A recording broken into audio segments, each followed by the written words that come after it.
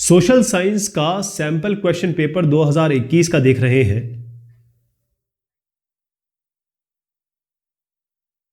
इसमें हमने बात कर ली पहले जो क्वेश्चंस थे। अब सेक्शन डी देख रहे हैं। ये 5 मार्क्स का सवाल है, तो इसमें 120 से ऊपर आपको शब्द लिखने हैं। सवाल इस तरीके से है, how did people belonging to different communities, region और language groups develop a sense of collective belonging in the 19th century India, explain. तो हुआ ये था कि देखिए, अगर आप कोई काम करें और आपके साथ कोई जुड़ाव ना हो लोगों का, तो आप अकेले तो काम नहीं कर पाएंगे। ख़ास तौर पे जब देश की बात आती है या किसी के विरुद्ध अगर आप कोई प्रोटेस्ट कर रहे हैं, लड़ाई कर रहे हैं या अपनी बात मनवाने की कोशिश कर रहे हैं, तो जब तक आपके साथ एक ग्रुप नहीं होगा और उस ग्रुप के लिए आपको लाना पड़ेगा एक सेंस, एक रीजन का सेंस कि हम हिंदुस्तानी हैं, या कम्युनिटी का सेंस कि हम हिंदू हैं, हम मुसलमान हैं, इस तरीके की एक कम्युनिटी, या फिर कोई क्रीड कि हम थोड़ा पिछड़े हैं। ये सब चीज़ें लाने की ज़रूरत पड़ती है। आप पॉलिटिक्स में भी देखते होंगे कि इन सब चीज़ों से ही लोग वोट मांगने की कोशिश करते हैं, ख़ास तौर पे डेमोक्रेसी में। तो इसका उत्तर ये है कि the identity of the nation is most often symbolized with the image of Bharat Mata. तो भारत माता को दिखा के ये माना जाता था कि जो हमारा देश है वो उसको रिप्रेजेंट करती हैं भारत माता। अब हर आदमी अपनी माता को तो प्यार करता है, उसके सामने शीश झुकाता है। इसके अलावा बंकिम चंद्र चट्टोपाध्याय, इन्होंने वंदे मातरम लिखा और वो बहुत फेमस हुआ और आज हम सभी उसे गाते हैं। एक नावल लिखी गई आनंद मठ, जिसमें बहुत सारी चीज़ें थी जिसको पढ़ के लोग बड़े इस तरफ इस ओर आए, देशभक्ति की भावना उनमें जागृत हुई। और उसके बाद स्वदेशी मूवमेंट, अबिंद्रनाथ टैगोर, इससे अबिंद्रनाथ टैगोर साहब जो हैं, क्योंकि स्वदेशी मूवमेंट चल रहा था और उससे वो मूड हुए या कहें अफेक्ट हुए, तो उन्होंने क्या किया, भारत माता को पेंट किया और उनको एक फिगर, एक बाकायदा एक पेंटिंग दी या फिर एक स्वरूप दिया। ये दिखाया कि वो शांत है, कंपोज्ड है, डिवाइन यानी भगवान की तरह है और आध्यात्मिक है, स्पिरिचुअल है। इसके अलावा जो हिंदुस्तानी फोक था, यानी जो हमारे अलग अलग क्षेत्र में फोक कलाएं हैं, जनजातीय कलाएं हैं, गाने की कलाएं हैं, गीत हैं, तो यहाँ पर भी नेशनलिज्म को हम कहते हैं देशभक्ति। तो एक मूवमेंट आया जिसमें यहाँ सब जो मैंने अभी आपको नाम लिए वहाँ से इन आइडियाज़ की उत्पत्ति हुई या उसमें डाला गया। इसके अलावा ऐसे बहुत सारे आइकन्स बनाए गए, सिंबल्स बनाए गए, यानी कि इस तरीके के स्वरूप बनाए गए या फिगर्स बनाए गए ताकि लोग मिल के काम कर यूनिफाई हो सके और दूसरे लोग इसको देख के देशभक्ति का उनमें ओत प्रोत हो या फिर वो देशभक्ति उनमें जगे। जब स्वदेशी मूवमेंट चल रहा था बंगाल में, तो ट्राई कलर यानी कि एक फ्लैग जिसमें रेड, ग्रीन और येलो, इसको डिज़ाइन किया गया। उसके बाद जो हमारी हिस्ट्री है, चाहे किसी भी एरिया के ले लें, चाहे मराठा ले लें, बंगाल ले लें, तो जो हमारी हिस्ट्री है उसको सामने लाया गया और वो प्राइड का लोगों को ये बताया गया या लोगों के अंदर ये आया कि हमारी एक बहुत रिच कल्चर है, हमारी एक भारतीय संस्कृति है और वो संस्कृति हमें वो बनाती है जो हम आज हैं। तो ये सारी चीज़ें आप इसमें लिख सकते हैं।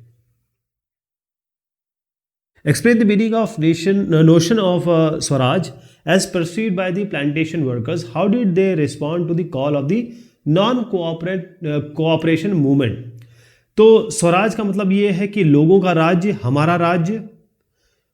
नॉन कोऑपरेशन मूवमेंट का मतलब था कि असहयोग आंदोलन, लेकिन कई लोगों ने इसको कई तरीके से लिया। कई लोग जो अलग अलग तरीके के काम में थे या अलग अलग के तरह के महकमे में थे, उन्होंने नॉन कोऑपरेशन मूवमेंट को, असहयोग आंदोलन को अपने तौर पे भी लिया। देखिएगा, इसमें जो प्लांटेशन वर्कर थे, आसाम आज भी फेमस है आसाम के बागानों के लिए। वहाँ पर जो प्लांटेशन होता है, चाय की पत्तियों का जो बाग होता है, उसमें जो काम करने वाले लोग थे, उनको स्वराज का मतलब ये समझ में आया कि अब वो इजीली कहीं भी घूम सकते हैं। यानी होता क्या था कि उनको एक जगह पे कन्फाइंड करके रख दिया जाता था कि इससे बाहर आप नहीं जा सकते, बस काम करिए और इस दायरे में रहिए। उनको ये समझ में आया है, उन्होंने इस तरीके से लिया कि हम जिस जगह पे कन्फाइंड हुए हैं या एक तरीके से दड़बे में रहते हैं, अब हम बाहर निकल सकेंगे। और अब हमारा जो विलेज है, यानी कि जब ये अलग अलग विलेज से जो अलग अलग प्रांतों से आए थे और इन प्रांतों से जब आए थे तो इनको वापस जाने नहीं दिया जाता था। अब इनका ये था कि अब हम जहाँ से आए हैं, मान लीजिए फॉर एग्जाम्पल यूपी से आए हैं, फॉर एग्जाम्पल बिहार से आए हैं, तो अब हम अपने गाँव में वापस जा पाएंगे। अब इसमें एक जो इनलैंड इमिग्रेशन एक्ट था 1859 का, जो प्लांटेशन वर्कर थे जो यहाँ पर काम करते हैं इन बागों में, वो उनको अलाउ नहीं किया गया था, वो परमिटेड, उनका जाना निषेध था कि वो गार्डन से बाहर बगैर किसी की परमिशन लिए हुए वो इस गार्डन से बाहर निकल ही नहीं सकते। तो बेसिकली उनको कोई परमिशन मिलती ही नहीं थी। तो एक बार जो यहाँ पर आ गया वो यहाँ रह जाता था, वो उसको जाने ही नहीं दिया जाता था। लेकिन जैसे ही उन्होंने नॉन कोऑपरेशन मूवमेंट, असहयोग आंदोलन सुना, बहुत सारे वर्कर जो थे उन्होंने अथॉरिटीज़ की बात मानना छोड़ दिया या फिर मानने से इनकार कर दिया और वो प्लांटेशन, अपना जो बाग है उसको उन्होंने छोड़ा और वहाँ से वो अपने घर की तरफ कूच किया, उन्होंने वहाँ से निकले। वो ये मानते थे कि जो गांधी राज है वो आने वाला है, गांधी जी का राज आने वाला है और सबके सब जितने भी लोग हैं अपने घर जा सकते हैं, यानी कि फ्री इंडिया रहेगा, मूवमेंट फ्री रहेगा, कहीं भी आ जा सकते हैं। इस तरीके से वो बंधुआ मजदूर की तरह काम नहीं करेंगे। लेकिन वो अपने डेस्टिनेशन बेचारे नहीं पहुंच पाए, क्योंकि जब यहाँ वो जाने की उन्होंने कोशिश की तो रेलवे की और स्टीमर की जो जाने के लिए साधन थे वहाँ पर शुरू हो गया स्ट्राइक। तो ना कोई यातायात के साधन जब चल ही नहीं रहे हैं तो पुलिस ने इन बेचारों को पकड़ लिया और पुलिस ने इनको बुरी तरीके से पीटा और वापस इनको यहीं भेज दिया जहाँ से वो बच के या स्वतंत्रता के नाम पे निकले थे, नॉन कॉर्पोरेट मूवमेंट के नाम पे निकले थे। Describe the role of mass communication in India. तो मास कम्युनिकेशन का मतलब ये है कि जैसे अभी मैं बोल रहा हूं, ये बहुत हजारों लोग सुनने वाले हैं जो मैं बोल रहा हूं। इसका मतलब अगर कोई टीवी पे आता है, रेडियो पे आता है, न्यूज़पेपर में कुछ बोलता है तो वो मास कम्युनिकेशन हो जाता है। क्योंकि एक साथ मास मतलब होता है बहुत सारे, मास मतलब आदमियों के लिए यूज होता है, लोगों के लिए यूज होता है मास कम्युनिकेशन। तो मास कम्युनिकेशन क्यों जरूरी है? पहली चीज तो ये एंटरटेनमेंट देता है, हर आदमी खुश रहना चाहता है, हर आदमी थोड़ा हैप्पीनेस चाहता है अपनी ज़िंदगी में। तो मास कम्युनिकेशन पहले तो हमको एंटरटेनमेंट देता है। इसके अलावा जितने भी सरकारी या नॉन सरकारी प्रोग्राम हैं, सरकारी पॉलिसीज़ हैं, उनके जो प्रोग्राम है, योजनाएं हैं, वो सब लोगों को यहीं से पता चलते हैं। ये रेडियो की तरह के ज़रिए, टेलीविज़न के ज़रिए, न्यूज़पेपर के ज़रिए, मैगज़ीन के ज़रिए, बुक के ज़रिए, किताबों के, फिल्म्स के, इस ज़रिए लोगों को पता चलते हैं। एक बहुत इंपॉर्टेंट है आकाशवाणी, क्योंकि जहाँ टीवी नहीं है या दूर दराज के इलाकों में आकाशवाणी से बहुत सारे प्रोग्राम रिले होते हैं, यानी कि ब्रॉडकास्ट होते हैं, चाहे वो एक क्षेत्र पे हो, चाहे रीजनल हो, नेशनल हो। और लोकल लैंग्वेजेस में जो लोग हिंदी या अंग्रेजी नहीं समझ पाते उनके लिए लोकल लैंग्वेज में प्रोग्राम होते हैं, ताकि वहाँ की जनता भी जान पाए कि क्या हो रहा है दुनिया में। दूरदर्शन एक बहुत शुरुआती दौर पे एक बहुत स्ट्रॉन्ग टूल था, आज भी है, जिसमें आप एंटरटेनमेंट देखते थे। आपको याद होगा चित्रहार देखा करते थे हम लोग, इस तरीके के प्रोग्राम आते थे। एजुकेशन, पढ़ाई लिखाई की चीज़ें और गेम्स, सबसे बड़ी बात। तो अलग अलग डिफरेंट एज के लोग अलग अलग चीज़ें देखते थे और उनको जानकारी मिलती थी, साथ में उनका मनोरंजन भी होता था। हमारे यहाँ हिंदुस्तान में बहुत सारे न्यूज़पेपर निकलते हैं, पीरियोडिकल्स निकलते हैं। पीरियोडिक का मतलब होता है जैसे हफ्ते में निकल रहे हो या 15 दिन में एक बार निकल रहे हो। इसके अलावा हमारे यहाँ बहुत सारी लैंग्वेज, 100 से ऊपर लैंग्वेजेस में न्यूज़पेपर निकलते हैं, अलग अलग डायलेक्ट्स हैं, ताकि लोगों को पता चले कि, क्योंकि देश हमारा बहुत बड़ा है, 135 करोड़ की जनसंख्या है, 28 राज्य हैं हमारे पास, तकरीबन 28 राज्य और 8 यूनियन टेरिटरीज हैं। इन सब में क्या हो रहा है, क्या नहीं हो रहा है, ये हमें कैसे पता चलेगा? मास कम्युनिकेशन से पता चलेगा। इसके अलावा छोटी छोटी पिक्चर बनाई जाती हैं, वीडियो फीचर फिल्म है, वीडियो शॉर्ट फिल्म्स हैं, बड़ी बड़ी मूवीज़ बनाई जाती हैं, जिससे लोगों को अवेयरनेस मिलता है। जैसे पैडमैन आई थी तो औरतों की जो माहवारी होती है वो लोगों ने बात करनी शुरू की। विकी डोनर आई थी, उसमें एक नई चीज़ निकल के आई। मास मीडिया ये लोगों को जागरूक करता है कि आज का ज़माना क्या है, सोशियो इकोनॉमिक, यानी कि जो सामाजिक और आर्थिक तौर पे और जो पॉलिटिक्स है, यानी राजनीतिक तौर पे क्या चल रहा है, ये सारी चीज़ें मास कम्युनिकेशन से होती है। इसीलिए इसका रोल हिंदुस्तान में नहीं, पूरे विश्व में बहुत ज़रूरी हो जाता है। अगर वो वाला सवाल आप करते हैं तो ठीक है, नहीं तो फिर आप ये सवाल कर सकते हैं, describe the benefits of roadways. Roadways का मतलब होता है रोड यातायात, रेल नहीं, रोड यातायात। तो इसके फायदे क्या हैं? इन्होंने केवल फायदे पूछे। तो थोड़ा सा रोडवेज के बारे में एक दो लाइन लिख दिया जाए, ज़रूर यहाँ लिख दीजिए ताकि आप बता पाएंगे रोडवेज क्या है। उसके बाद आप ये देखिएगा कि रेलवेज से ज़्यादा, रेलवेज को लगाने में काफ़ी पैसा लगता है, रोड को बिछाने में इतना पैसा नहीं लगता। रोड जो है आपके घर तक पहुंच जाएगा। यहाँ पर रोड है ना, आपको रेलवे स्टेशन तक आना पड़ेगा, उसके बाद आप रोड से ही तो आएंगे, रोड आपको घर तक पहुंचा देता है। इसके अलावा ये है कि बड़ा फ्लेक्सिबल है, इसमें आदमी भी जा सकते हैं, इसमें लोग भी जा सकते हैं। इसके अलावा छोटे छोटे डिस्टेंस के लिए तो रोड सबसे बढ़िया है, ट्रेन तो आपको छोटे डिस्टेंस पे नहीं ले जाएगी। इसके अलावा जो पेरिशेबल गुड्स हैं, ऐसे जो जैसे सब्जियां हैं, फल हैं जो ख़राब हो जाते हैं, वो आप इधर से उधर कैसे ले जाएंगे, वो आप सबसे अच्छा तरीका है रोड के थ्रू ले जाएंगे। रोड बहुत सारी स्लोप्स, ऐसे हमारे बहुत इलाके हैं जहाँ पर पहाड़ी इलाका है, ट्रेन यहाँ नहीं चल सकती और हवाई जहाज़ बड़ा महंगा पड़ जाएगा। ये सबसे अच्छा तरीका यहाँ पर रोड का है। ये माउंटेनियस रीजन में इवन जो बहुत सारे हॉस्टाइल एनवायरनमेंट है, जैसे माउंटेन हमारे हिमालयाज के हैं, हिमाचल के हैं, उत्तराखंड है, वहाँ सबसे अच्छा ये रोड ट्रांसपोर्ट ही है। Suggest and explain any 5 ways to reform political parties in India. देखिए, पॉलिटिकल पार्टीज, राजनीतिक जो पार्टियां हैं वो पूरे विश्व में हैं और हमारे देश में कुछ ऐसी चीज़ें की जा सकती हैं जिससे पॉलिटिकल पार्टीज में और सुधार आए। उसके क्या क्या अलग अलग रिफॉर्म हो सकते हैं, तो उसके लिए काफ़ी चीज़ें बताई गई हैं यहाँ पर। हमने जब टेक्स्ट पढ़ा था, जब डिस्कस किया था, तो इसमें यह था कि एक लॉ ख़ास तौर पे कि भाई जो पॉलिटिकल पार्टी बन रही है इसके अंदर क्या हो रहा है ये भी तो पता चले। अंदर कोई ऐसी चीज़ तो नहीं हो रही है जिसके कारण कुछ गड़बड़ हो रहा हो। तो एक लॉ बनना चाहिए जो इंटरनल अफेयर्स है पॉलिटिकल पार्टी के अंदर, किसी को कुछ पता नहीं चलता अंदर क्या हो रहा है। इसके अलावा कि जो भी मेंबर्स हैं इसके, उसका एक बाकायदा रजिस्टर हो, एक इंडेक्स हो कि इतने लोग हमारे यहाँ काम करते हैं, इतने हमारे पार्टी वर्कर है, ये महासचिव है, ये सचिव है, इस तरीके से। इसके अलावा एक सबसे इंपॉर्टेंट बात है कि वुमेन कैंडिडेट। अब देखिए, हमारे देश में या पूरे विश्व में 50%, आधा जो बल है वो महिला बल है, औरतों का बल है। लेकिन हमारे कितने लोग एमपी बनते हैं, कितनी महिलाएं वो एमपी बनती हैं, कितनी महिलाएं हमारी विधायक बनती हैं। ये ज़रूर है कि 1/3 जो है वो जो लोकल बॉडीज़ हैं, पंचायती राज में 1/3 हाँ बनती हैं, क्योंकि यहाँ पर हमारा कोटा है, यहाँ पर सरकार ने कोटा डाल रखा है। लेकिन बाकी जगह तो नहीं डाला। पॉलिटिकल पार्टीज़ में कितनी आप महिलाएं देख पाते हैं, आप गिनती कर सकते हैं, गिन सकते हैं। इसके अलावा कि जितनी डिसीजन मेकिंग हो रही है, जहाँ पर एक डिसीजन लिया जा रहा है, जहाँ पर किसी बात पे कोई बात की जा रही है या कोई डिस्कशन हो रहा है, वहाँ पर महिलाओं का होना बहुत ज़रूरी है। इसके अलावा जो फंडिंग है वो कहाँ से आ रही है। हो सकता है कि एक पार्टी को अंबानी और अडानी बहुत सारा पैसा दे रहे हो सकता है वो पार्टी उन्हीं के लिए काम कर रही हो, है ना, ये भी तो हो सकता है। तो फंडिंग कहाँ से आ रही है। हो सकता है कि स्टेट यानी कि देश या सरकार पैसा दे इन फंडिंग के लिए, ताकि ये लोग कोई गलत काम ना कर पाए और अगर जीत गए तो किसी स्पेशल लोगों का फायदा ना करे। और दूसरा ये है कि जो इलेक्शन हो रहे हैं पार्टी के अंतर्गत, ऐसा नहीं कि भाई कोई एक परिवार ने पूरा आधिपत्य करके रखा है। जैसे अगर आप फॉर एग्जांपल मैं नाम लूँ समाजवादी पार्टी का, तो आप देखेंगे वहाँ पर मुलायम सिंह यादव है, उसके बाद अखिलेश सिंह यादव है, उसके जितने भी चाचा, जितने भतीजे, सब समाजवादी पार्टी के उसमें है, टॉप पे, मतलब जो ऑफिस बेयरर्स है वो वही है।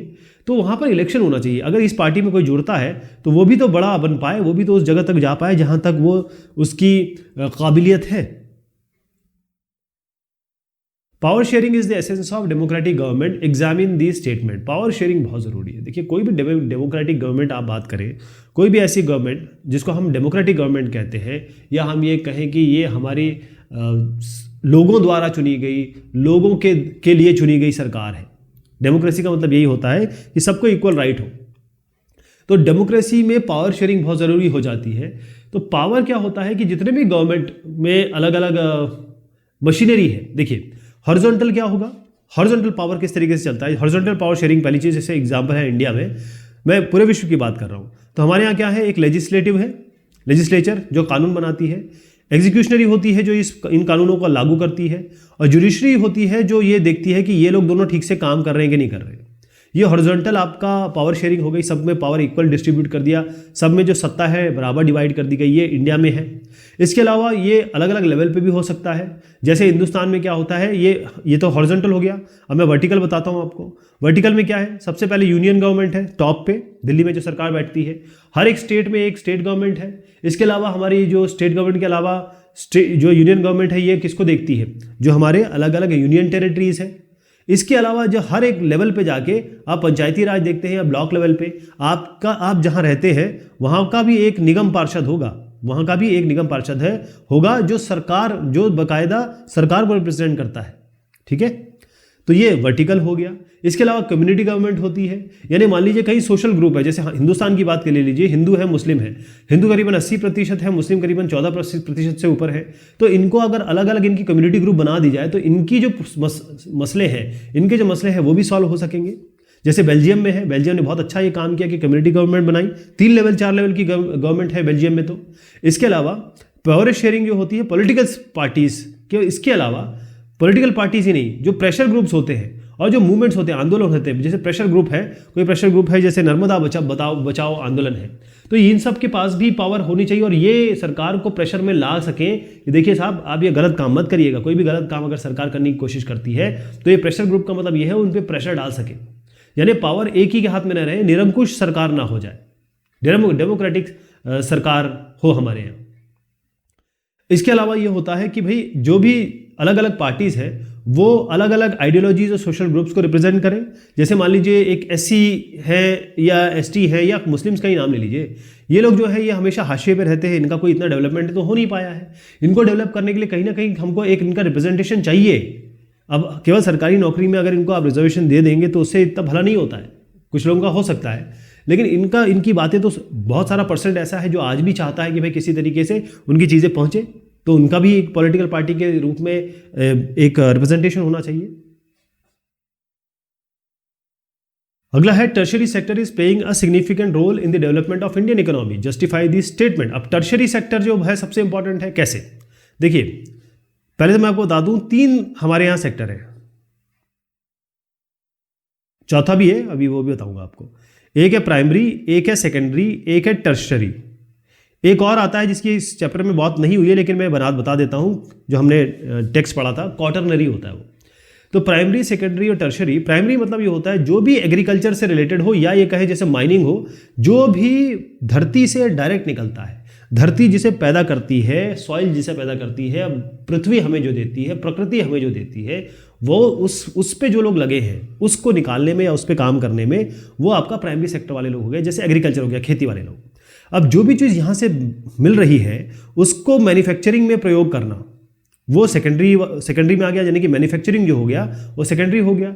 टर्शरी ये हो गया कि जैसे मैन्युफैक्चरिंग हो रही है तो आपको बैंक चाहिए, है ना, एक स्कूल चाहिए, एक इस तरीके से आपको और भी हॉस्पिटल चाहिए। ये सारे जो सपोर्टिंग है इन दोनों के लिए सपोर्ट करते हैं और इन दोनों के अलावा भी ये अपना काम कर रहे हैं, वो आपके टर्शरी हो गए, प्राइमरी, सेकेंडरी, टर्शरी। तो ये जो बहुत सारे लोग हमारे एग्रीकल्चर में लगे हैं, इसमें दिक्कत ये है कि एक परिवार 10 लोगों का है, इसमें 10 के 10 जो है एग्रीकल्चर में लगे हुए हैं। अब इसमें से 5 की ज़रूरत है तो 5 बेकार है, 5 काम तो कर रहे हैं, 10 के 10 काम कर रहे हैं, उनको लग रहा है कि हम तो वाकई में काम कर रहे हैं, लेकिन 5 इसमें बेरोजगार हैं। क्यों ना इनको मैन्युफैक्चरिंग में लगा दिया जाए, क्यों ना ये लोग जाके किसी टर्शरी सेक्टर में काम करें ताकि कुछ पैसा भी बने। ध्यान रहे कि हॉस्पिटल, अगर आप आदमी हैं तो आप बीमार ज़रूर होंगे, आपकी मृत्यु भी होगी, तो हॉस्पिटल सबसे ज़्यादा ज़रूरी हो जाता है। ये किस में आता है? ये आपकी टर्शरी में आता है। तो सबसे बड़ी इंपॉर्टेंट तो मैंने आपको यही बता दिया कि हॉस्पिटल सबसे ज़रूरी है। तो बेसिक सर्विसेज आपकी जैसे है, हॉस्पिटल हो गए, आपके अलग अलग अस्पताल हो गए, आप पढ़ेंगे लिखेंगे तभी तो आप एग्रीकल्चर ठीक से कर पाएंगे, तभी तो आप अच्छी से मैन्युफैक्चरिंग कर पाएंगे। तो एजुकेशनल इंस्टीट्यूशन हो गए। इसके अलावा आप लेटर भेजते हैं यहाँ से वहाँ, है ना, आप फ़ोन पे बात करते हैं, वो कौन करेगा? ये बेसिक सर्विसेज हैं जो टर्शरी सेक्टर की है। ट्रांसपोर्ट है, यहाँ से वहाँ जाना, बैंक्स हैं, आपको पैसे रखना है, पैसे निकालना है, लोन लेना है, इंश्योरेंस, किसी की मौत हो गई, कोई आपका घर को नुकसान हो गया, इंश्योरेंस कंपनी इसका लेखा जोखा रखेगी, आपको पैसा देगी। ये सारे किस में आते हैं? टर्शरी सेक्टर में आते हैं। इसके अलावा प्राइमरी और सेकेंडरी सेक्टर को बढ़ाने में भी ये आपका टर्शरी सेक्टर काम आता है। जैसे अगर आपको एग्रीकल्चर को बढ़ाना है या मैन्युफैक्चरिंग बढ़ाना है, कौन बढ़ाएगा? इसके लिए जब से सबसे अच्छा ट्रांसपोर्ट ना हो, ट्रेडिंग ना हो या स्टोरेज की व्यवस्था नहीं है, कि सामान रखने की व्यवस्था ना हो, तो प्राइमरी सेकेंडरी दोनों ही फेल हो जाएंगे।